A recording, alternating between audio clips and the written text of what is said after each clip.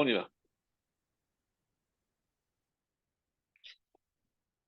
Bonjour mes chers amis, on va évidemment dédier ce shiur déjà à la protection de tous nos soldats qui sont sur le front et toutes les équipes de Magen David Adom et d'autres qui sont là pour les soutenir et que Hachem protège vraiment tous les soldats sur le front, tout le clan d'Israël en Israël et aussi, puisque le danger est malheureusement aujourd'hui partout, tout le clan d'Israël partout dans le monde, qu'Hachem soit vraiment une protection et que chacun puisse ajouter un mérite pour que, évidemment, donc ceux qui ne sont pas sur le front, ben, par le mérite d'une lecture de Tehillim, quelque chose qu'on va prendre sur nous, l'étude qu'on va prendre sur nous, eh ben, que ça puisse servir de mérite et de protection pour tous ceux qui sont exposés, évidemment, au danger.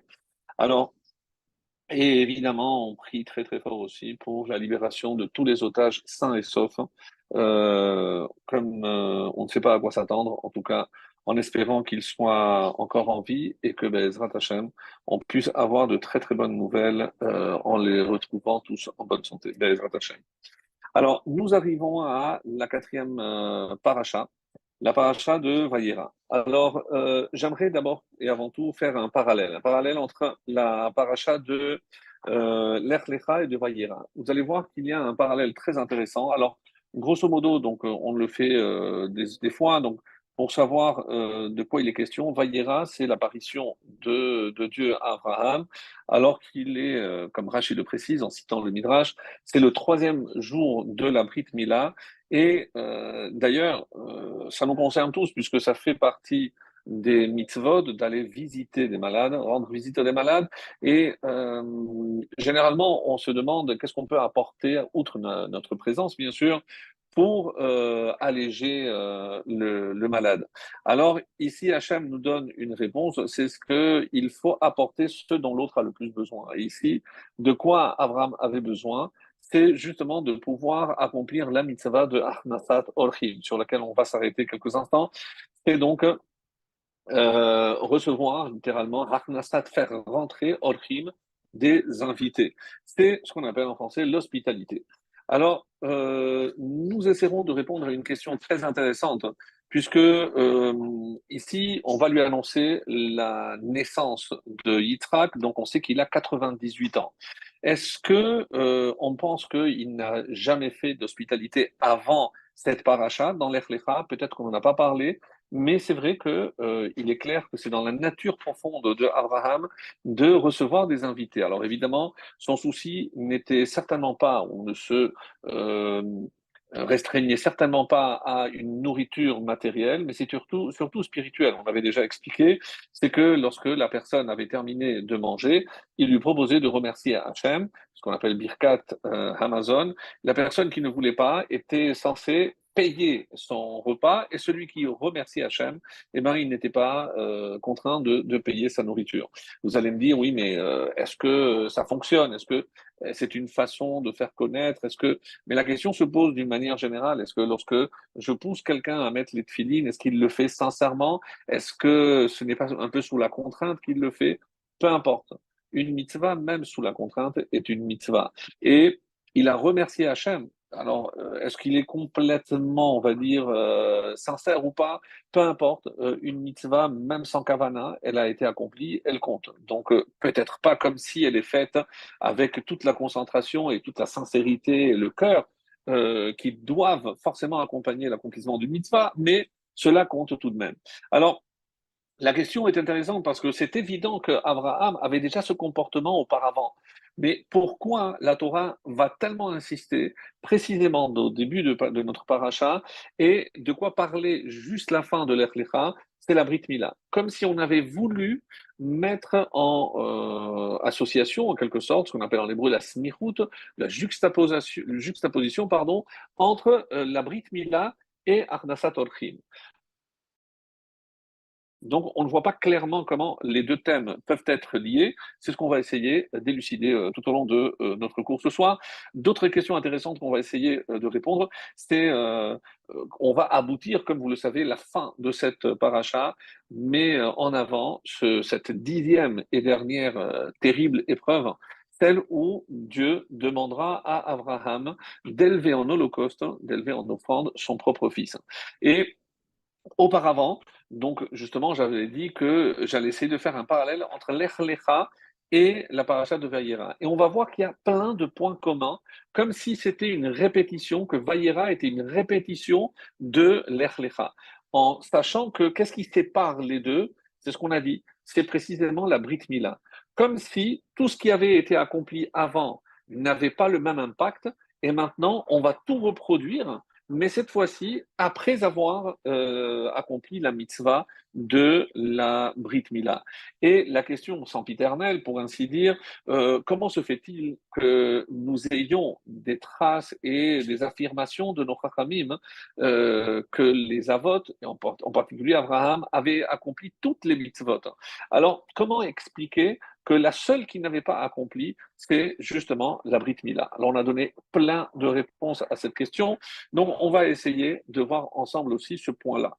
Mais comme une sorte de plan, on va essayer de voir le parallèle qui peut être fait entre l'Ech Lecha et Vayera. Alors, dans les deux commence par une révélation.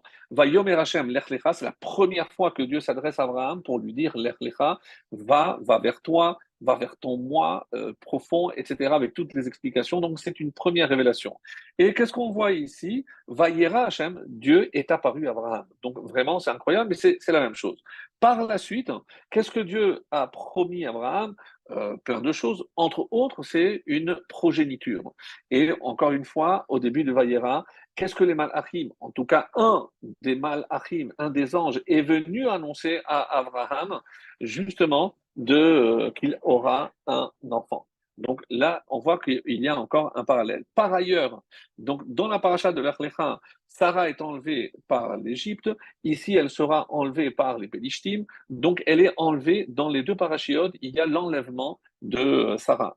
Donc, dans la paracha de l'Echlecha, va naître un fils à Abraham, qui est Ishmaël, et dans la paracha de Vayera, Vachem Pakad et Sarah, Dieu s'est souvenu de Sarah, et Sarah va mettre au monde un autre fils, et ça, cette fois-ci, ce sera Yitzhak.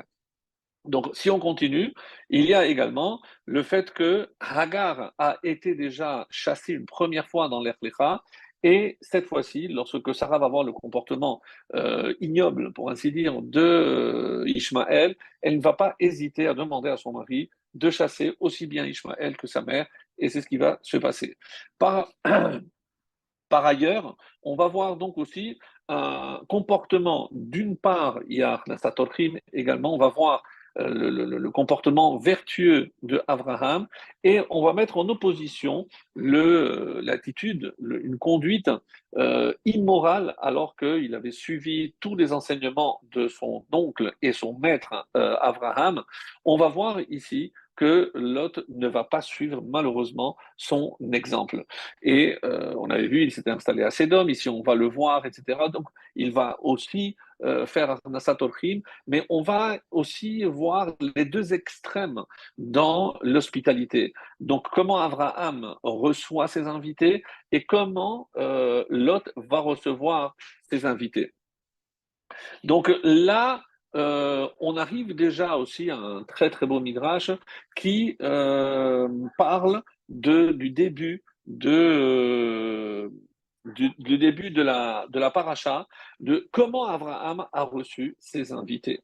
Et là, qu'est-ce qu'on va voir? Que chaque geste qu'il a accompli pour ces trois malachim vont se traduire pour sa descendance en mitzvot. Très intéressant. Par exemple, si on voit comment il est dit que, par exemple, lorsque il est écrit que alors, donc, il s'est assis. Alors, où est-ce que j'ai noté? Voilà. Il est marqué comme ça que quand il a aperçu ces trois malachim, il a couru vers eux et on dit que le pansement est tombé et il a saigné. Pour ce sang, Hachem va récompenser ses descendants, c'est-à-dire nous, de 200. Bedamai chayi, bedamai chayi. Donc le sang de la Brit Mila et aussi le sang du Korban Pessah. Les deux, c'est par ce mérite-là qu'on a pu quitter l'Égypte. Il y a marqué le Omed Tachata Etz. Il se tenait sur eux, sous l'arbre. Et donc, quel est le mérite qui va être celui de ses descendants? C'est justement comment Hachem va protéger ses descendants dans le désert. C'est les Hanani Kavod, et par la suite, c'est la fête de Sukkot qui rappelle donc la protection particulière qu'Hachem a donné aux enfants d'Israël lorsqu'ils ont traversé le désert. Et c'est la fête de Sukkot qui, pour nous, symbolise justement cette protection. Et encore une fois, et c'est vraiment d'actualité, quand est-ce que Hachem nous protège à travers ce scar, cette protection? Rappelons que le mot souka, donc c'est l'addition de Midat Adin et de Midat Rachamim. C'est pour ça que souka, c'est 91, c'est Hachem, Yudke Vavke, 26 et 65, Adnout. Et donc c'est la Midat Adin plus la Midat Rachamim. C'est comme ça que Hachem nous protège. Et quelle est la particularité de Sukkot, mes amis? C'est comme la Agouda, c'est comme ces quatre espèces mises ensemble, c'est l'union. Donc, s'il y a vraiment une fête qui symbolise cette union où tout le monde est sous le même toit, et c'est cette union qui fait que Hachem nous protège, en espérant que ce sera toujours le cas maintenant, que grâce à notre union, Hachem continue de nous protéger. Il a donné du pain, c'est le pain que les descendants recevront dans le désert, c'est la manne. Bassar, il leur a donné aussi de la viande, les langues des trois bêtes qu'il a abattues, et donc ils auront dans le désert aussi les Cailles, les Slaves. Et encore une fois, Tachataes, comme on l'a dit, c'est la mitzvah de la soukha. Donc il n'y a pas un geste accompli par Abraham quand il a reçu ces trois malachim qui ne se soit pas traduit par un mérite particulier pour ses descendants. Alors, dans le Midrash, il y a beaucoup de réponses. Qui sont ces trois malachim? Est-ce que c'est trois commerçants? Pourquoi il a tenu absolument à laver les pieds? Donc, c'est des choses qu'on a déjà vues les années précédentes. C'est pour ça que on ne va pas trop s'attarder. Mais pourquoi Hachem a tenu absolument à ce qu'il y ait ces trois malachim? Et on dit que le monde est réparti en trois. Pour ceux qui s'en souviennent, on a déjà vu cet enseignement. C'est pour ça qu'on dit qu'il y en a un qui est venu habillé en matelot, l'autre en boulanger et l'autre en bédouin. Pourquoi? Parce que le monde est divisé en trois. Le monde, c'est notre planète. S'il y a un tiers, c'est de l'eau, un tiers, c'est la terre, et symbolisé ici par le pain, parce que c'est là où on peut faire pousser de, du blé pour manger du pain, pardon. Et ensuite, le désert, c'est le bédouin, l'eau, c'est le matelot, le marin, et le pain, c'est le yeshuv, c'est-à-dire la terre habitable. Donc c'est pour ça qu'on a dit que tous les représentants, et pourquoi ces trois-là? Parce que dans un autre midrash, il est dit que lorsque Dieu a voulu créer l'homme, les malachim sont venus pour dire Hachem ne le crée pas. Donc les premiers qui ont dit non, ont dit que Dieu les a brûlés. Et quand il y a eu le déluge, il y a eu la haflaga, la dispersion avec la tour de Babel, les malachim sont venus à dire à Hachem, on t'avait dit de ne pas créer. Je dis, non, attendez, le moment n'est pas encore venu. Et lorsque Abraham a fait la Brit Mila, Dieu a dit à ses trois anges, maintenant vous allez voir que oui, il valait la peine de créer l'homme.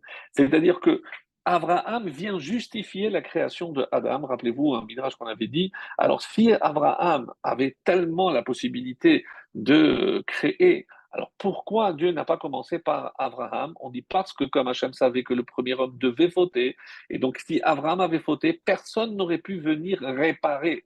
Alors Hachem a gardé Abraham pour qu'il vienne l'Etaken Olam pour réparer le monde. Et où il y a une allusion à cela, mes chers amis, ben, comme vous le savez, je cite de temps en temps le Mégalé Amukot du Rav Shapira, qui nous révèle des fois des profondeurs, comme son nom l'indique, des secrets extraordinaires. Et on dit que dans le mot Avraham, on peut couper en deux, et Avraham, c'est Bar Mea, fils de 100 ou âgé de 100 ans. Qu'est-ce qui s'est passé à l'âge de 100 ans? Il a eu Yitzhak. Donc là, c'est la confirmation que finalement, on arrive à la vraie création de l'homme, tel que Hachem le voulait. Et lorsque Abraham a 100 ans, il va mettre au monde un homme, le premier, Yitzhak, qui sera lui circoncis à l'âge de 8 jours. Donc on peut dire que c'est le premier juif, pour ainsi dire, de l'histoire. Mais le Mégalère Moukod ne s'arrête pas là. Il va encore plus loin. Il a dit, mais pourquoi Abraham? Parce qu'on a dit Bar Mea. J'ai expliqué que c'est parce qu'il est âgé de 100 ans. Mais le Mégalère Moukod va encore plus loin et il dit non. Il n'est pas juste venu mettre au monde un Yitzhak, mais plus que cela, il est venu réparer les fautes des générations qui l'ont précédé. Et donc, dans Mea, il y a les initiales des trois périodes qui ont malheureusement fait que l'humanité eut mérité d'être détruite. La première, Méa, même, c'est le Maboul. La deuxième, c'est Aleph, c'est Enoch. À l'époque de Enoch a commencé l'idolâtrie. Et le He de Méa, He, c'est Haflaga, c'est la dispersion, c'est la tour de Babel. C'est-à-dire que Abraham, à 100 ans, a enfin pu réparer. Et on comprend maintenant pourquoi cette paracha est une paracha clé, parce que il n'a pu commencer sa véritable mission qu'une fois qu'il a été circoncis. Parce que tant qu'il n'était pas circoncis, il ne pouvait pas réparer le monde. Et d'ailleurs, on dit que lorsque Noah, le premier qui aurait pu être celui qui allait sauver l'humanité, qui l'a fait d'ailleurs, donc lorsque la Torah parle de la naissance de Noah, il y a un détail très curieux pour ceux qui ont prêté attention. Donc, il lui est né un garçon, Ben, mais comme s'il hésitait à donner un nom. Alors, lorsque, et c'est pour ça que les Chachamim au début, Zeyenachamenu. Donc, on n'a pas donné tout de suite le nom de Noach. Et pourquoi? Parce qu'il y avait une hésitation. Zeyenachamenu, celui-là, il vient nous consoler. C'est-à-dire qu'au début, il voulait l'appeler, son père voulait l'appeler Yenachem. Et à quoi ça fait allusion Yenachem? Parce que quand on dit que Noach c'est un tzaddik, mais nous savons qui est le tzaddik de l'histoire, même si la Torah ne l'appelle pas comme ça, c'est Yosef. Yosef a tzaddik. Donc il y avait du Yosef à l'intérieur de Noach. Mais il y avait aussi celui qui a transmis au reste de la descendance comme Moshe. Et pourquoi la Torah appelle Noach aussi Tamim? Parce que on est parfait que lorsqu'on fait la circoncision. Et le seul, en tout cas comme l'atteste la Torah et le Midrash, le seul qui est né Mahoul, c'est Moshe. Donc, si je prends le mot Yenachem, le Yud premier c'est Yosef, le même de la fin c'est Moshe, Yenachem, et au milieu il reste Noach. Mais il y a un verset qui dit Vayishaer ach Noach. Mais à la fin, qu'est-ce qu'il est resté? Il est resté que Noach. Pourquoi? Parce que Hachem lui a dit non, tu ne peux pas l'appeler le Yud, laisse Yosef, laisse Moshe, chacun viendra. Lui, il ne va pas jouer ni le rôle de Yosef, ni le rôle de Moshe. Il va juste jouer le rôle de Noach. Et c'est pour ça que le Yud et le même ne font pas partie de son nom et il sera appelé uniquement Noach. Donc, il faudra attendre l'arrivée de Yosef pour qu'il accomplisse sa part de mission dans le monde, et en sachant que chaque pierre et chaque père qui va naître au sein du peuple juif, de la descendance d'Abraham, viendra compléter et avancer le projet messianique, comme vous pouvez l'imaginer. Donc ça, c'est une évidence. Donc pour l'instant, donc qu'est-ce qu'on a? On a ici donc Abraham qui vient faire la circoncision. Et là, j'arrive à ma question, comment se fait-il que de toutes les mitzvot, il n'ait pas eu l'idée de faire la circoncision, alors qu'on connaît l'importance de la Brit Mila? Apparemment, c'est une des mitzvot les plus importantes. Donc, comment imaginer qu'il a attendu que Dieu lui ordonne? Alors, à cela, il y a plusieurs réponses. Un des premiers qui pose cette question s'appelle le Riva, Rabbeinu Yitzhak ben Asher Halevi, qui est un des élèves de Rashi. Donc, on est il y a à peu près 900 ans. Et il dit, Ha'amrinan b'masechet Yoma. Donc, on a enseigné dans le traité de Yoma, chez Abraham, qui aime et kol Torah. Afilu irve Tachili. Donc, même les mitzvot vont être rajoutés par la suite par les Chachamim, Abraham a tout fait. Veimken, lama imtin kolkar la moulette atzmo. Alors, comment imaginer qu'il a attendu l'âge de 82, 99 ans et recevoir l'ordre de Dieu? Il n'a pas attendu de recevoir toutes les autres commandements pour les accomplir. Donc, pourquoi pour la Mila, c'est différent? Et il y a également, quand dans Bereshit, un peu plus loin, dans la paracha de Toldot, il y a un verset très intéressant qui dit Akev Asher Shama Avraham Bekoli, suite au fait. Et Akev, la valeur numérique de Akev, si vous calculez, c'est 172. Parce que il a vécu combien? On dit qu'il a vécu 175 ans. Et pourquoi il y a marqué ici Akev 172? Parce qu'il y a un midrash très beau qui nous dit que lorsque le Abraham est né, euh, on dit que son père l'avait circoncis. Euh, alors, très très étonné. Donc, non, pardon. Non, on parle pas de la circoncision. On est venu dire, les sages ont fait un rêve. Alors, je l'ai ici pour plus de précision. C'est un midrash très très beau qui nous dit la chose suivante, c'est dans un des commentaires sur Pirkei Avot, parce que, comme vous le savez, dans Pirkei Avot, on parle des 10 épreuves. Donc, on est dans le chapitre 5. On dit les 10 épreuves de Abraham. Et c'est là où on nous explique, hein, très intéressant, qu'il y a un midrash qui nous dit qu'au moment où Noach, encore avec Noach, Abraham est né. Donc, la nuit de la naissance d'Abraham, on dit qu'il y a eu un phénomène très particulier dans le ciel. Il y a une grande étoile qui est venue de l'Orient et qui a englouti quatre autres qui provenaient des quatre vents des cieux. Et les astrologues, les conseillers du roi Nimrod sont venus lui dire, écoute, Terach a engendré un fils qui va donner naissance à une nation qui est appelée à hériter, écoutez bien, ce monde est le monde à venir. Alors, si tu veux, on va te donner une grande quantité d'or et d'argent à Terah pour qu'il l'élimine, pour ne pas le laisser vivre. Et alors, Nimrod a convoqué Terah, qui lui a dit, est-ce que c'est vrai que tu as engendré un fils hier? Il faut que tu me le donnes pour le tuer. Et à la naissance, on parle ici de la naissance d'Abraham. Alors, Terah lui a répondu, écoute, et il lui a répondu par une parabole. Tu me promets beaucoup d'argent, mais tu sais, je te raconte une histoire. Il y a des hommes qui ont dit à un cheval, on va te couper la tête, mais on va te donner une maison remplie d'anges. Le cheval, il leur a répondu, vous êtes des imbéciles. Si vous me coupez la tête, qui va manger l'orge que vous me donnez? Donc de la même façon, si tu tues mon fils, à quoi me sert l'argent que tu vas me donner, puisque c'est pour mon fils?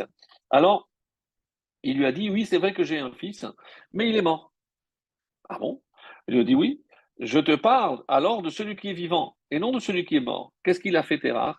Il a caché son fils, Abraham, il l'a caché dans une caverne pendant 3 ans.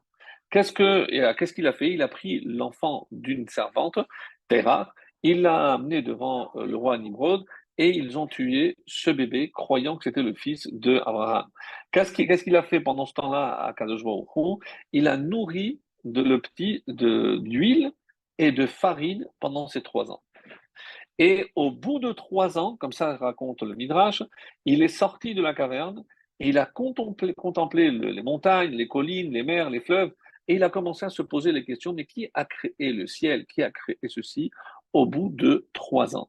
Et c'est pour ça qu'on comprend, bon, le Midrash est beaucoup plus long, très beau, pour ceux qui veulent, ils pourront voir la suite, mais ce qui est intéressant, après, rappelez-vous, c'est dit papa, mais comment tu peux croire à les idoles, les midrashim qu'on avait vus la semaine dernière, il me semble.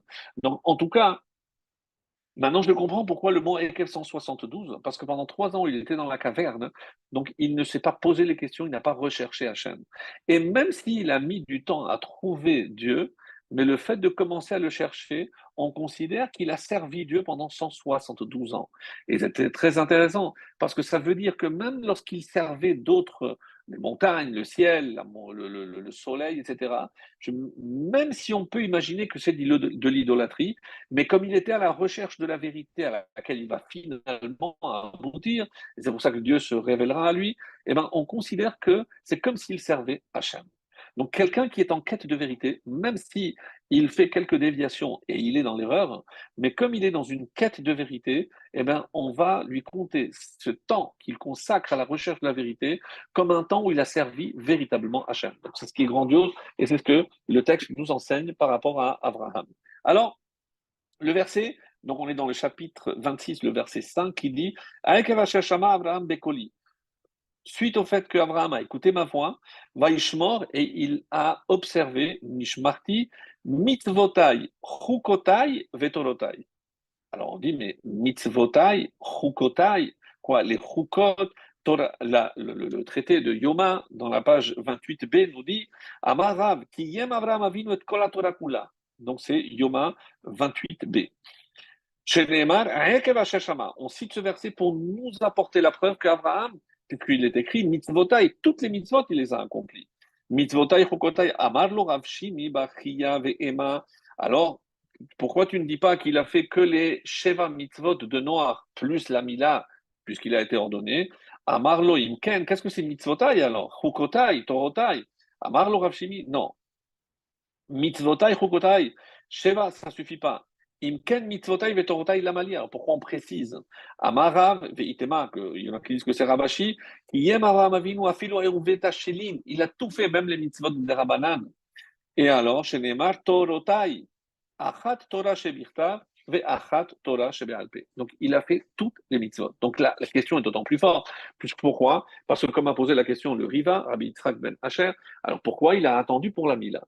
Et parmi les différentes réponses qui sont proposées, le Riva lui-même apporte sa réponse au nom du Raf. Raf, selon certains, c'est Rabbeinu Patar, c'est un des élèves de Rabbeinu Tam, donc les Tosafistes, et qui serait mort pendant les croisades. Pendant les croisades. Et Rabbeinu Patar. Alors lui, il apporte une réponse, et c'est la réponse que le Riva va donner en son nom. Chez Himtin, pourquoi il a attendu jusqu'au moment où Dieu le lui a ordonné? Les fiches Gadol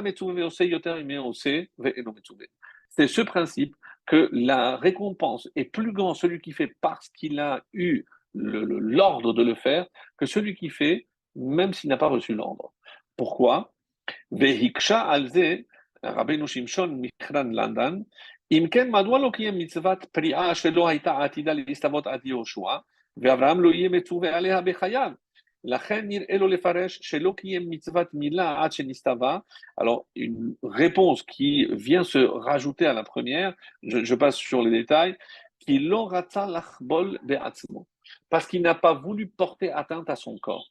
Certains vont rajouter en disant, parce que s'il l'avait fait, c'est quelque chose qu'il ne peut pas refaire. Donc, la preuve, c'est que Hachem va demander à tous ses descendants, dont nous, au Matin Torah, de refaire tout ce que les autres ont fait, même de leur initiative. Alors que l'Amila, une fois qu'il l'avait fait, même si maintenant Dieu lui ordonnait, il était dans la capacité de faire. Et à part ça, il y a une interdiction de porter atteinte à l'intégrité de son corps. Donc, je n'ai pas le droit de me faire mal. Et donc, se faire saigner, se couper cette chair, si Hachem ne l'avait pas ordonné, il serait interdit de le faire. Et c'est pour ça qu'il dit, ça c'est la réponse qui vient se rajouter. Soit je dis que parce qu'il a attendu de recevoir l'ordre d'Hachem, et encore une fois, c'est pas très clair, qu'est-ce que ça va changer au final? Et pourquoi à cet âge de 99 ans? Donc c'est le point que je voulais voir avec vous.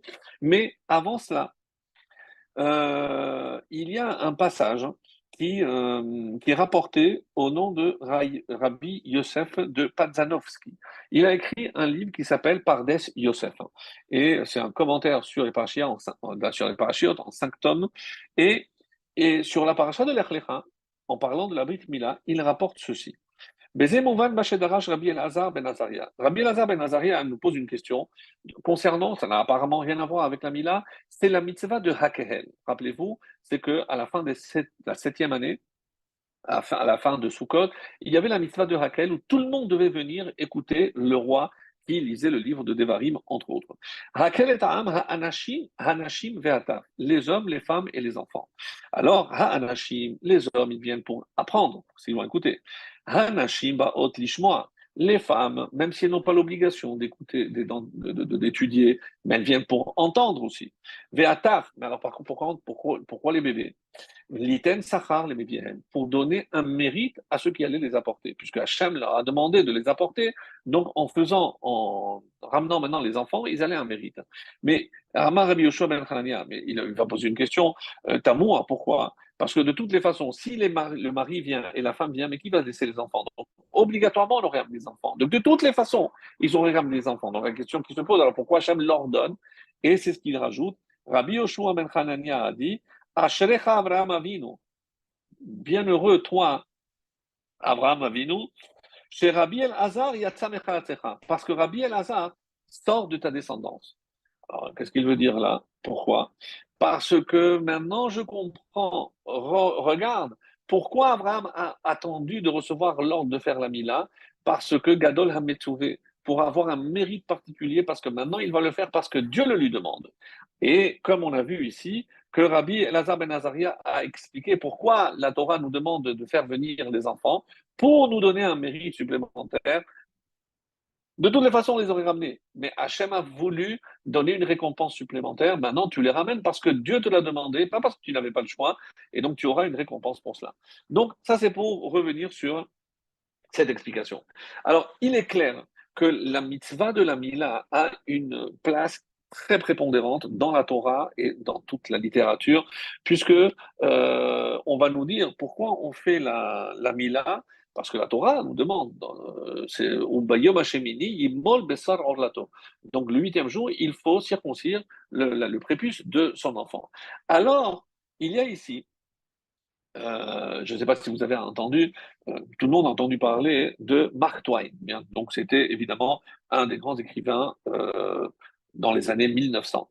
Et il a écrit un passage très étonnant, mais qui est très connu pour ceux qui l'ont déjà lu une fois. On dit, regardez, les Égyptiens, les Babyloniens, les Perses, ils sont tous montés et ils sont tous redescendus. La terre s'est remplie de leur gloire, mais cette gloire s'est estompée. Alors, Cholelu Ra'ash, Ra Benelmu, et à la fin, toutes ces grandes civilisations ont disparu. Aujourd'hui, c'est dans les musées et dans les manuels d'histoire. Donc, d'autres peuples ont aussi surgi et ils se sont aussi éteints. Mais je constate, dit Mark Twain, que le juif, il a vu passer tous ces peuples, il est toujours là. L'homme afghin, ista avut. Donc, lui, il n'y a pas d'érosion chez lui. Il reste le même. Alors, l'okim tegil, donc il n'y a pas de ride. Pourquoi? Parce qu'il reste pareil. Ce qu'il faisait il y a 2000 ans, ils le font toujours maintenant. Lo hechalshut evarim, lo ha'atat merez, velo hidarderut, ou mocho hakodea, avec cet esprit tellement clair, c'est un peuple unique. Alors, tout peut s'effacer, tout s'efface, tout disparaît, sauf le peuple juif. Et il demande, Masod chaye hanetzach. Je me suis toujours demandé quel était le secret de ce peuple. Alors, évidemment, c'est intéressant parce que la réponse à cette question, nous la connaissons. Mais il y a ici une dimension particulière à la Brit Mila, où on considère que grâce à la Brit Mila, donc qui est appelée une alliance, et même si le père, quand il dit la bracha, il prononce cette bracha, le achniso bivrito shel Avraham Avinu. Est-ce que vous connaissez une autre mitzvah, une seule, où on cite le premier qui l'a fait? Ça n'existe pas. Pourquoi on dit qu'on Birkat Amazon parce que c'est Moshe qui l'a fait le premier ou pas? Mais ça n'existe pas. Et pourquoi on fait la Mila? Pas parce qu'Abraham l'a faite, parce qu'Hachem nous l'a demandé, c'est une mitzvah parmi les 613. Alors pourquoi, quand on va célébrer, on va couper, on va faire rentrer notre fils dans cette alliance, on remonte à Abraham, les Achniso Bivrito shel Abraham, dans l'alliance d'Abraham? Il y a la Mila, la moule est bénie, si c'est moi qui fais la brite à mon fils, à la Mila, si c'est pour la Mila. Mais pourquoi le père a l'obligation de dire? Parce que, comme si il y avait deux mitzvot concomitantes. Une, c'est la Mila, et la Mila, qu'est-ce qu'elle entraîne? Le fait de faire rentrer l'enfant dans l'alliance d'Abraham. C'est-à-dire que le but de la Mila, c'est prendre la suite et être l'héritier de Avraham Avinu. Et c'est comme ça que c'est rapporté. Chaque fois, vous regarderez, va akimoter beliti benu benchal et dolotam, livrit olam, une alliance éternelle. La achuzat olam. Et chaque fois, himol, imol, yelid, betecha, minam, bibsachem, livrit olam. Chaque fois. Ve karata et shemo yitzchak, va akimoter beliti ito, livrit olam. Combien de fois revient cette expression berit olam? C'est-à-dire que la Brit Mila, l'alliance, c'est pas uniquement, comme on aurait pu l'imaginer, une mitzvah en plus, mais elle revêt une importance tellement, tellement, tellement grande que on attribue à ce que Abraham a atteint en faisant la Brit Mila. Et là se trouve tout le secret de cette mitzvah. Alors, parce que on comprend bien que ce qui est en jeu, c'est l'éternité du peuple juif. Qu'est-ce qui a permis au peuple juif de survivre et quel est le secret? Alors, on aurait pu dire les mitzvot de la Torah, évidemment, évidemment. Mais une mitzvah par-dessus toutes les autres qui a préservé l'éternité du peuple juif, c'est la Brit Mila. Parce que c'est le premier qui a connecté le peuple juif avec l'éternité, c'est Abraham. Et là, sur ça, je voulais vraiment vous révéler quelque chose de magnifique. Regardez. Alors, on dit, et c'est la question que j'avais posée, pourquoi il a fait la Brit Mila à 99 ans? Alors, quand je prends, qu'est-ce que Dieu lui a dit? Que chaque fois qu'il y a la notion de Bérite, comme vous pouvez le voir dans les versets, elle est toujours accolée à Chesed. Comme ici, donc, par quoi se termine la paracha de l'Ech Lecha? La Brit Mila. Par quoi commence la paracha de Vayera? Arnasat Orchim. Donc, qui est une des expressions du chesed, de la bonté, de l'empathie, de la préoccupation de l'autre, etc. Alors, juste deux mots sur Arnasat Orchim. C'est quoi ce terme de Orchim? D'où vient le mot Oreach, invité? Et nous, on connaît un mot Orach. Orach, c'est le chemin. Le chemin, c'est une voie, donc un chemin qui nous mène quelque part. Donc, qu'est-ce qui se passe? Donc, l'étranger, il se trouve dans le chemin, mais le chemin, c'est un petit peu perdu puisque il peut ne pas savoir où il va. Quel est le rôle de la personne? C'est harnasa, c'est-à-dire le faire rentrer faire rentrer celui qui se trouve dans les chemins. Littéralement, c'est ça l'explication. Alors, j'essaie de comprendre. Qu'est-ce que ça veut dire? C'est donner un sens. Savoir que un passager, quelqu'un qui se trouve sur la route, eh ben, il peut être perdu. Donc, c'est quoi le rôle de Akhnasat Orchim? C'est lui donner, en quelque sorte, un cocon, un but, et on voit que Abraham, il les faisait rentrer pour leur montrer le vrai chemin. Donc, Harnassa, il les fait rentrer, et dans l'attente, évidemment, on leur donne la nourriture, etc. Mais c'était quoi le message essentiel d'Abraham? C'est évidemment pas juste les restaurer pour qu'ils reprennent la route. Non, c'est parce qu'il voulait leur montrer la vraie route, le vrai chemin. Donc, dans Arnasat Orchim, mes amis, il y a un chesed extraordinaire. Et c'est pour ça que Abraham est le symbole même du chesed. Parce que il donnait le plus beau cadeau qu'il pouvait donner à un être humain, c'est lui montrer le chemin. Ce chemin qui l'amène évidemment vers la connaissance de Dieu. Alors,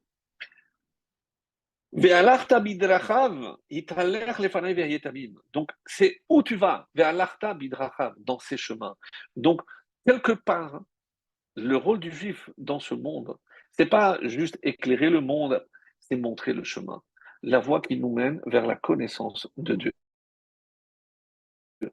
Et c'est pour ça que les Chachamim font remarquer, c'est au nom de Rabbeinu Ephraim, quelque chose de très très beau. Écoutez bien. On dit que Rabbeinu Ephraim fait remarquer quel est le symbole par excellence du chesed d'Hachem. Alors, si je vous demandais, quand je sais que c'est Hazan et Takol, la bonté de Dieu, c'est qu'il nous a créés, mais il continue à nous nourrir. Donc là aussi, c'est une bonté de la part de Dieu. Et comment on arrive à se nourrir? Parce que la terre nous donne le blé, les fruits, etc. Et qu'est-ce qui fait que la terre nous donne? Donc il y a un seul mot. Et rappelez-vous, au début de la création, pourquoi rien ne poussait? Parce qu'il n'y avait pas de pluie. Et pourquoi il n'y avait pas de pluie? Parce qu'il n'y avait pas d'homme pour prier pour la pluie. Donc en hébreu, le mot Geshem, c'est l'union du ciel et de la terre. C'est donc quelque chose qui vient du ciel et qui donne la vie ici-bas dans la terre. Et cette vie se traduit par une nourriture qui maintiendra l'homme en particulier, ou toutes les créatures en général, en vie. Alors, vient Rabbeinu Ephraim et nous dit, regardez, la première fois qu'apparaît Abraham, il reçoit un ordre qui est Lech Lecha. Donc, Vayom Hashem el Abraham, Lech Lecha. Il dit, regardez, si je prends le mot Lech Lecha et Abraham, et je fais le calcul, qu'est-ce que je trouve? Lech Lecha, c'est 30-20. 30-20, c'est 50 et 50, c'est 100. Et Abraham, c'est 243. Donc, si je fais 100 et 243, ça fait 343. Si maintenant je prends le mot Geshem, alors c'est facile, puisque Shin c'est 300, même 40, et Gimel c'est 3, c'est 343. Donc Rabbi Ephraim nous dit, Abraham Lech Lecha, c'est Geshem. C'est-à-dire ce que la pluie apporte au monde, cette union du ciel et de la terre, eh bien, Abraham va l'accomplir, comme c'est marqué, Elle toledot hashamayim vera aref behi beraam. Qu'est-ce qu'on a dit? Be Abraham. C'est Abraham qui va commencer à unir le ciel et la terre. Oui, on a expliqué la semaine dernière que il a dit Hachem n'existe pas que dans le ciel, il existe aussi sur terre. Très bien. Mais là où on est en train de dire, ça suffit pas. Il doit unir les deux. Alors, on sait très bien que ce qu'on appelle en hébreu le chibur shamayim va'aretz, donc dans le mot Bereshit, il y a déjà une allusion. Brit, dans Bereshit, il y a Berit Esh, donc l'alliance de feu. Mais qu'est-ce que c'est l'alliance de feu? Certains disent Brit Ish aussi. Mais qu'est-ce que c'est Berit Esh? C'est l'alliance. Esh, c'est Aleph Shin, Eretz et Shamayim. C'est l'alliance qui unit le ciel et la terre. Quelle est l'union qui unit le ciel et la terre? Alors vient Rabbeinu Ephraim et nous dit, c'est la Brit Mila. Expliquez-moi, comment la Brit Mila unit le ciel et la terre? Mais oui, mes amis, parce que à travers maintenant cet organe qui est purifié, parce que on a enlevé les clipotes, ce prépuce, et qu'est-ce qu'il va, à quoi va servir donc cet organe? À procréer. Mes amis, qu'est-ce que c'est procréer? C'est faire descendre une âme d'en haut pour qu'elle pénètre à l'intérieur d'un corps qui est fait de matière ici-bas. Vous comprenez maintenant que la Brit Mila n'est pas une simple mitzvah. On est en train de dire de l'alliance par excellence.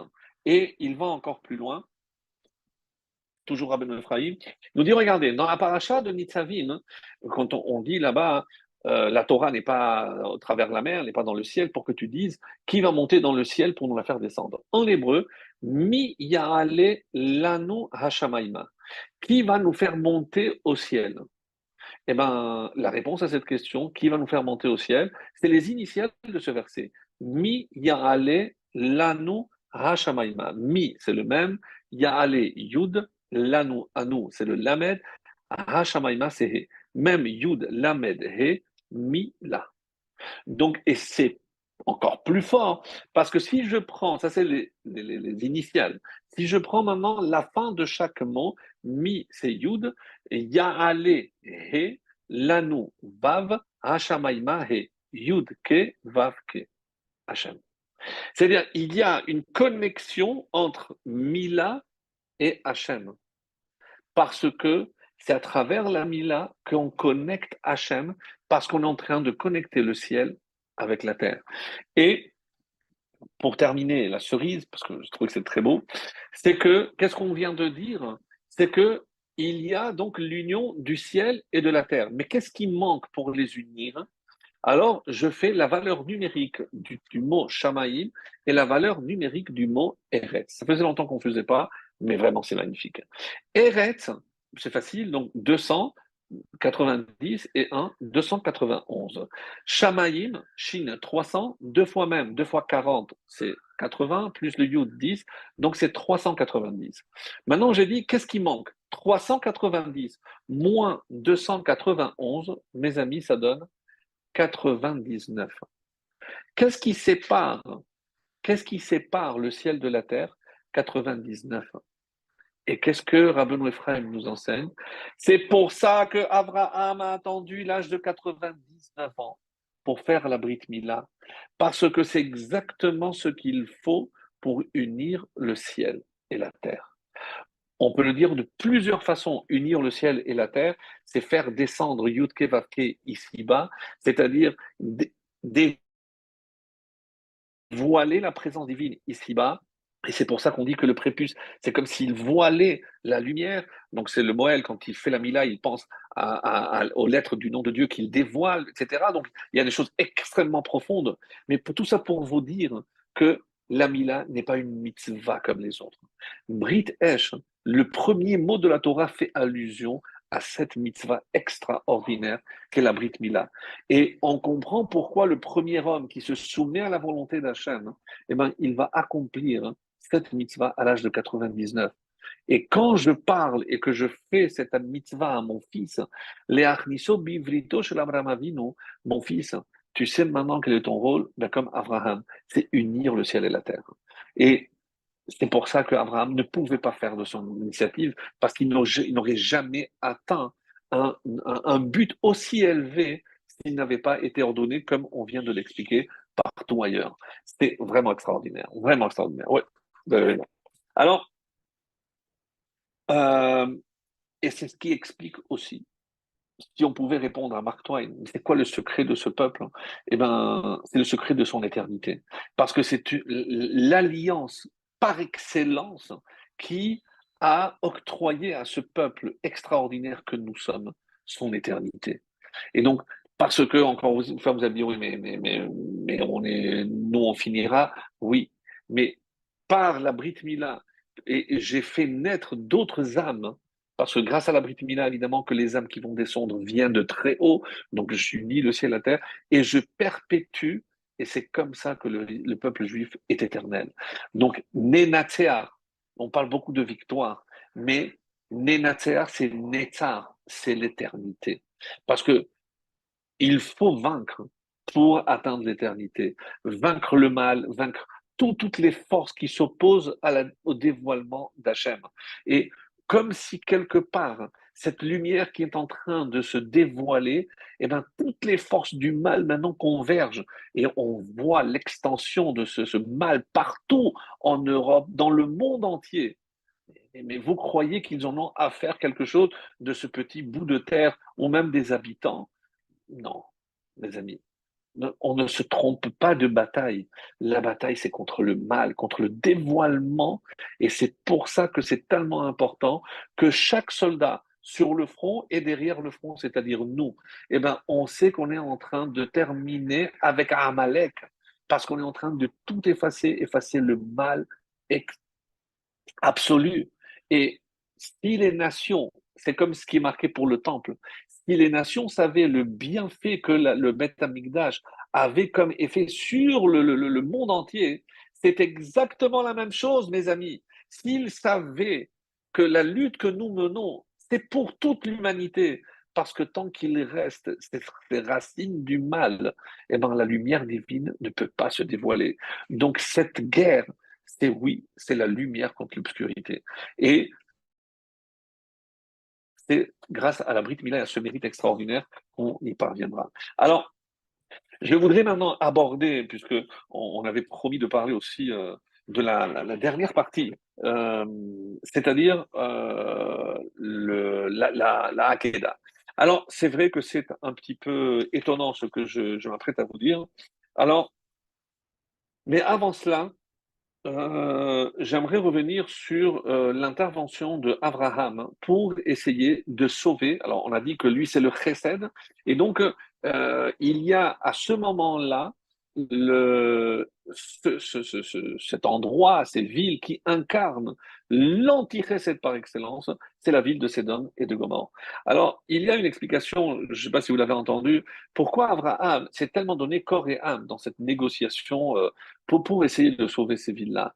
Il s'est dit, si malgré tous mes efforts pour divulguer la connaissance de Dieu, pour divulguer la connaissance du bien, de la lumière, s'il existe encore des endroits obscurs, c'est que je n'ai pas réussi dans ma mission. Donc, il se tient comme responsable de l'existence de ces deux villes qui incarnent, comme vous le savez, dans cette vallée-là, le mal absolu. Alors, il va se donner corps et âme. Et il y a cet enseignement qui se trouve dans le traité de Shabbat 55a, qui est repris par Rabbi Shimshon Raphaël Hirsch, que vous connaissez tellement bien. Et de quoi parle cette Gemara très rapidement? C'était au moment où Dieu s'apprêtait à détruire Jérusalem. Il a envoyé le Malach Hamavet pour tuer tous les Réchaïm. Et il a dit aux anges, vous allez mettre sur le front un tav. À l'encre, c'est pour les tzadikim, et avec du sang, c'est pour les Réchaïm, pour les tuer. Et là arrive Midat Hadin. La Midat Hadin, je ne comprends pas. Quelle est la différence entre cela et cela? Je dis, ça, c'est des tzadikim, ça, c'est des Réchaïm. Je dis, oui, mais pourquoi tu veux tuer cela? Si les Réchaïm sont comme ils sont, c'est parce que les tzadikim n'ont pas fait leur rôle. Et d'où le Rabbi Shimshon Raphaël Hirsch, il va tirer son enseignement, parce que vous allez voir une expression très curieuse. Chaque fois qu'il dit, et s'il y a 10, s'il y a 20, s'il y a 40, qu'est-ce qu'il dit? Betor Haïr, à l'intérieur de la ville. Et c'est une expression qui revient souvent. Donc, ça fait tilt. Et Rabbi Shimshon Raphaël Hirsch, il essaie de comprendre. Mais je ne comprends pas pourquoi à l'intérieur de la ville. S'il y a des tzadikim autour, je dis non. Parce qu'il faut que ce soit un tzadik, pas cloîtré chez lui, mais qu'il ait une influence sur les autres. C'est ça qu'il faut. Alors, donc c'est ça la différence. Et lorsqu'il a dit, oui, Hachem dit, mais même si ces tzadikim avaient essayé d'influencer les Réchaïm, c'est pas sûr que ça ait marché. Alors qu'est-ce qu'il répond? Je dis, oui, ça moi je sais, et toi aussi tu le sais, mais eux ils ne savent pas. Eux, ils avaient l'obligation d'essayer. Qu'est-ce qu'il dit Hachem? Il a changé d'avis, il a dit, tu as raison. Et par qui il a commencé? Il a commencé par les tzadikim. Alors Rabbi Shimshon Raphaël Hirsch, c'est ce qu'il dit. Qu'est-ce que c'est le vrai tzaddik? C'est celui qui ne désespère jamais de l'homme. Pas à se dire, celui-là, de toute façon, c'est un cas perdu, je n'essaye même pas. Chas shalom. Parce qu'ils ont rendu des comptes à cause de cela. Il faut, et je prends ces mots que je traduis plus ou moins, il faut tout faire. D'abord, dialoguer avec l'autre, avertir, protester si je le vois faire des choses inconvenantes, essayer d'améliorer et enfin sauver. C'est comme ça que je vais sauver. Nous sommes les descendants d'Abraham. Si Abraham est intervenu pour une ville comme Sédom et Gomorrhe, il se sentait responsable, peu importe les raisons, mais il a tout fait pour. Parce qu'un vrai tzaddik, il a obligatoirement de l'influence sur les autres. Sinon, c'est pas un tzaddik. Et c'est ça la grandeur d'Abraham. Noach n'a pas réussi à influencer sa génération, mais Abraham va tout donner. Il va avoir cette tente ouverte aux quatre coins, il va les chercher, il va tout faire. Et ça, c'est la grandeur d'Abraham.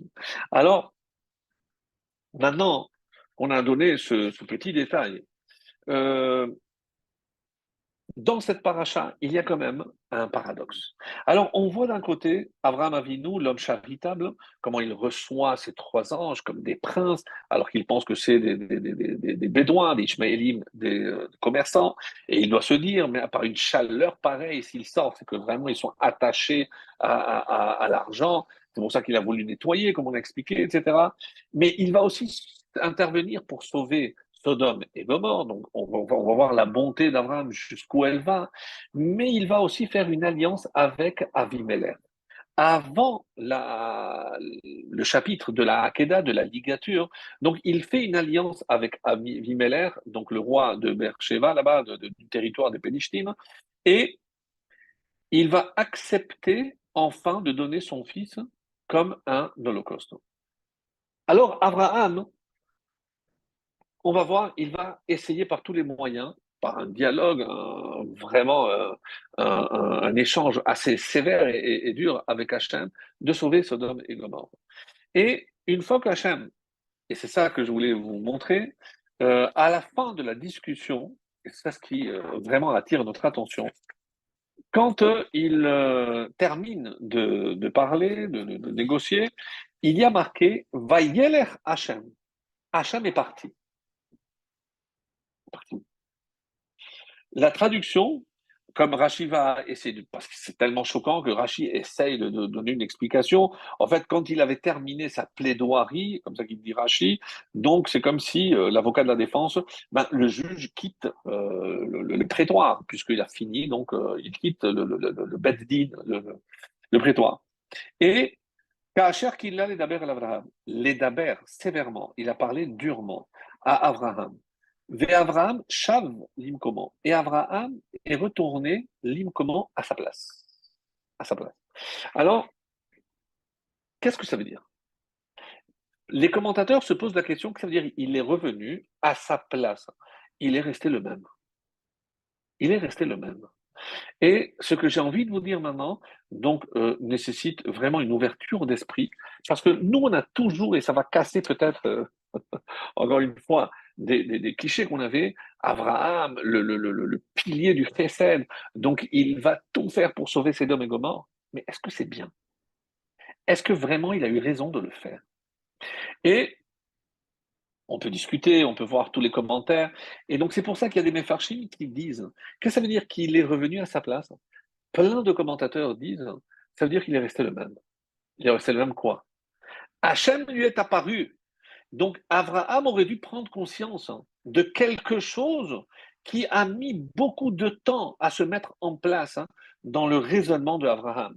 Et si j'en parle, mes amis, parce que c'est extrêmement important, tant qu'on n'a pas compris ce que Hachem recherchait chez Abraham, il ne peut pas devenir Avinu. C'est uniquement lorsqu'il a subi les 10 épreuves et qu'il les a surmontées, comme on avait vu dans le 5e chapitre de Birkei Avot, alors on dit Abraham Avinu. Il est devenu notre père. Le père est celui qui transmet quelque chose à ses enfants. Et il y avait une erreur. Il y avait encore une fois un changement, un chip qui n'avait pas encore opéré ce changement chez Abraham. De quel changement on parle ici? De quoi s'agit-il? Écoutez bien. Les Mefarshim disent que c'est un constat d'échec. Après qu'Hachem soit apparu à Abraham, Abraham aurait dû changer quelque chose. Et notre question, c'est qu'est-ce qu'il aurait dû changer? Vous savez qui nous apporte la réponse? Ni plus ni moins que le Zohar. Le Zohar Akadosh va nous donner une réponse époustouflante. Et il nous dit, c'est un échec d'Abraham de convaincre Hachem. Abraham n'a pas réussi à convaincre Hachem de sauver ses dogmes. C'est une lecture.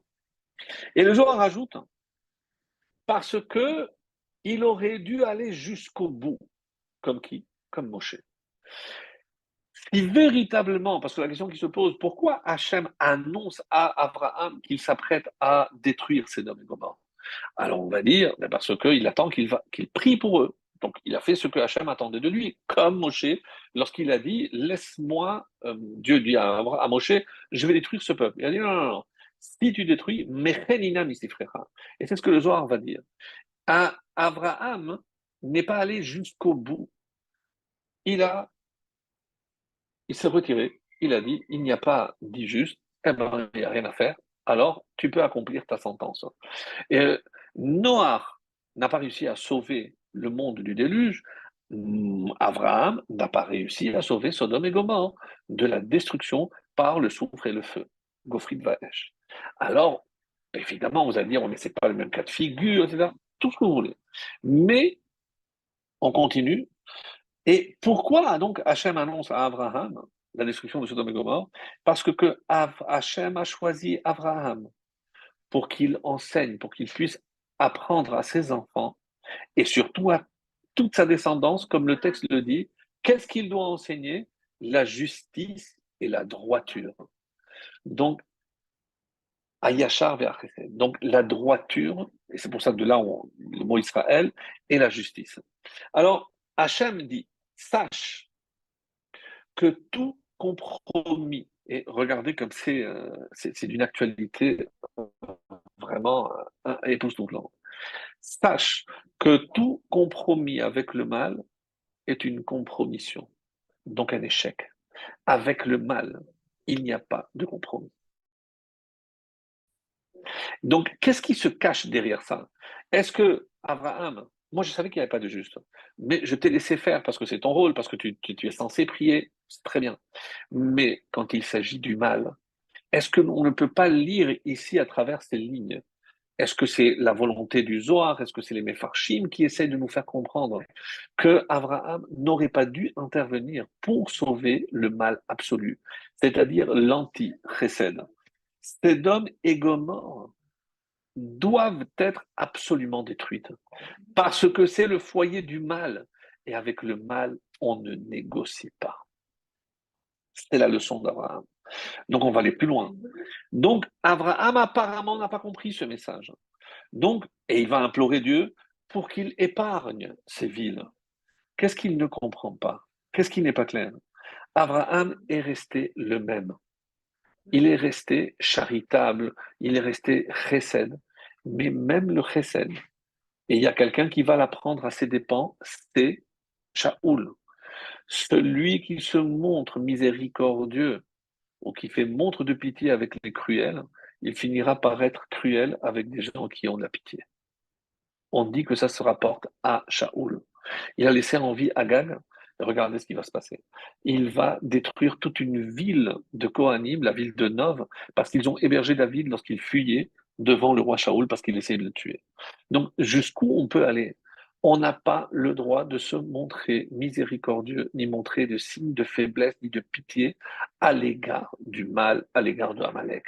C'est ce que Abraham a mis un temps à comprendre. Et Abraham est resté le même.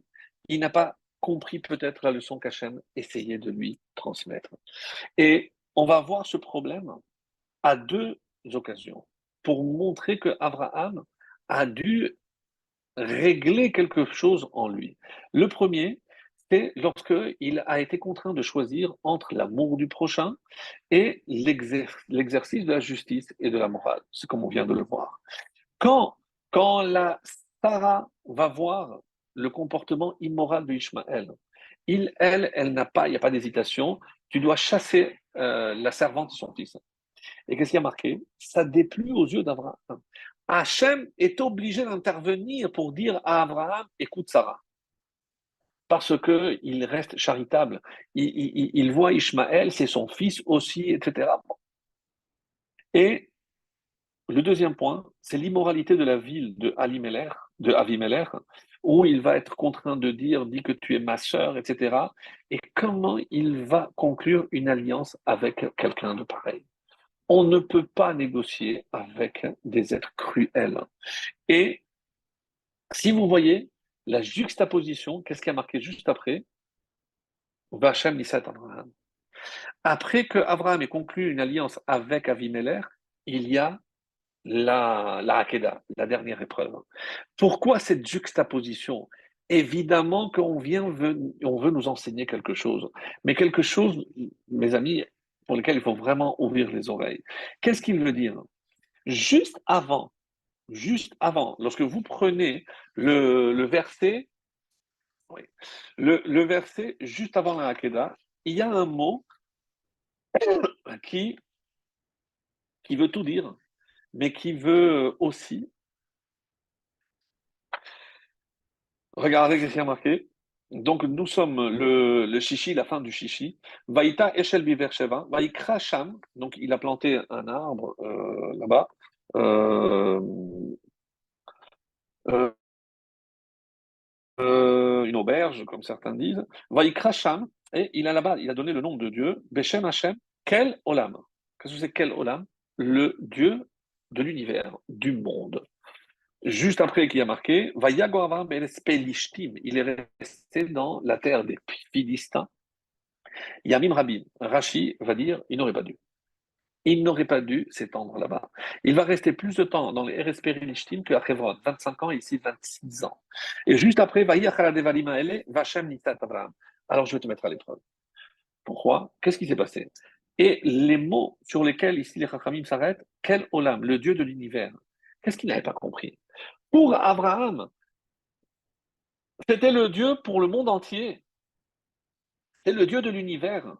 Mais si je t'ai choisi, Abraham, c'est parce que je ne cherche pas à être le Dieu du monde entier. Il y a un seul et un seul peuple qui pourra dire Hachem Elokeinu. C'est notre Dieu. Le seul peuple, c'est celui qui sortira de toi. Mais il n'a pas compris la leçon. Prends ton fils, j'en ai deux. Celui que tu aimes, j'aime les deux. J'aime les deux. Tu as un seul fils, tu as oublié. Le seul qui s'appelle ton fils, c'est Yitzhak. Qui be Yitzhak Yikare le Chazara. Parce que ta descendance, elle ne passera que par Yitzhak.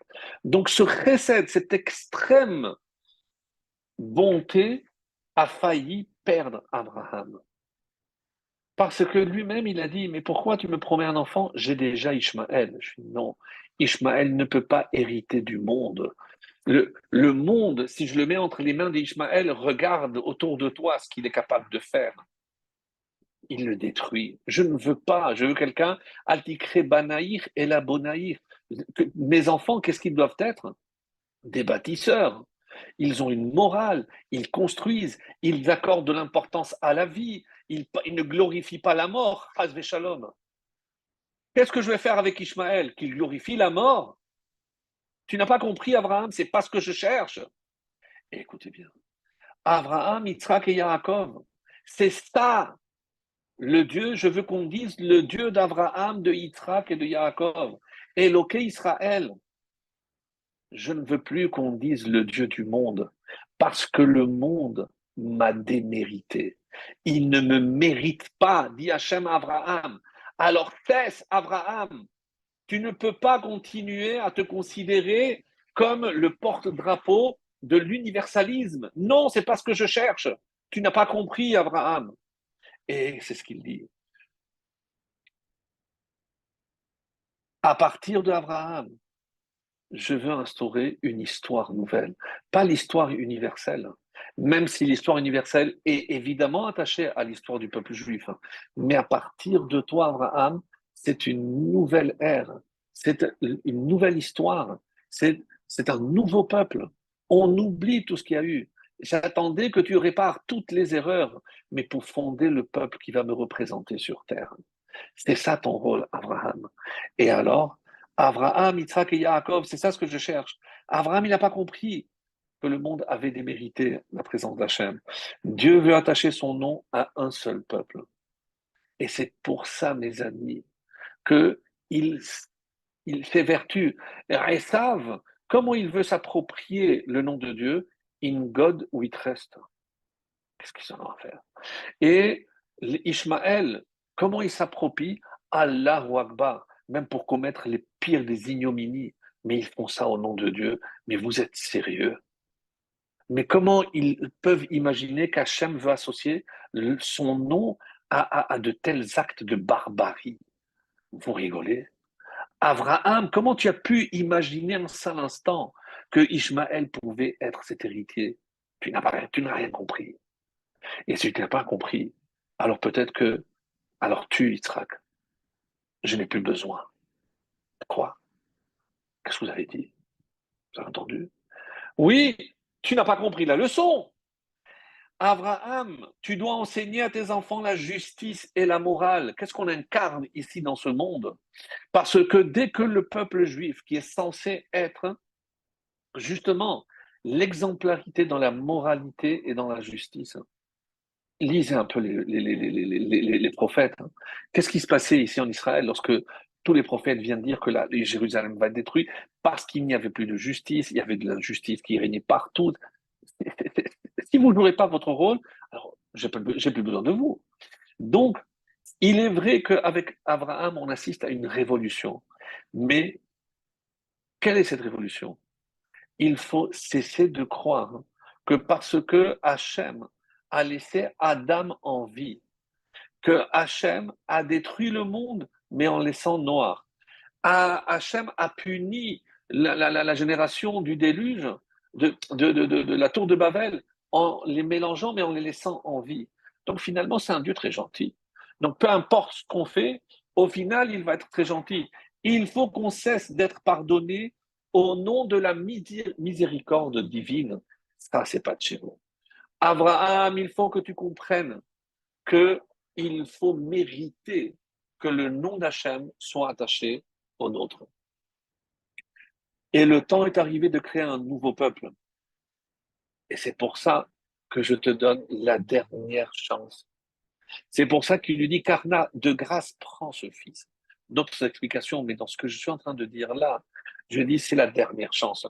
Parce que si tu n'as pas compris ce que j'attends de toi, alors il n'y a aucune chance. L'humanité va sa perte. Et donc,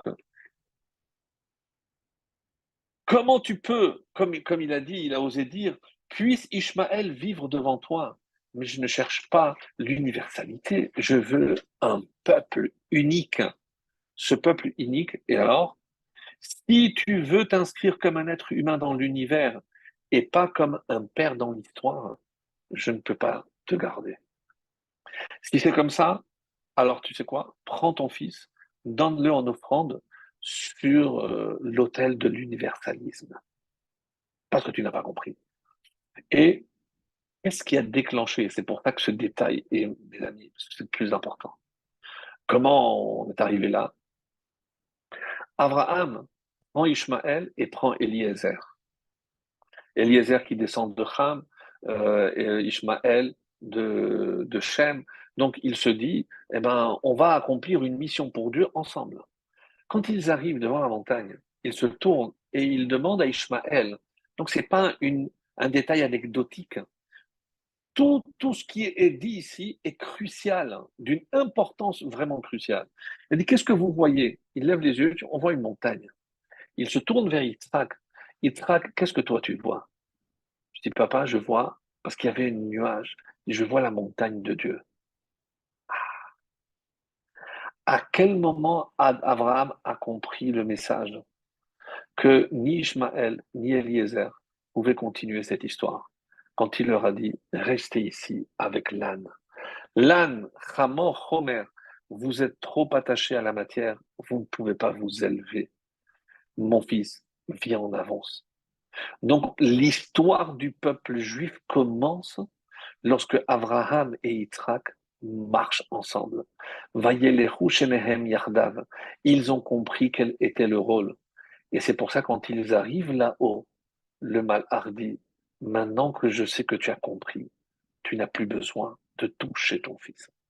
Parce que maintenant je sais que tu as compris quelle est ta mission.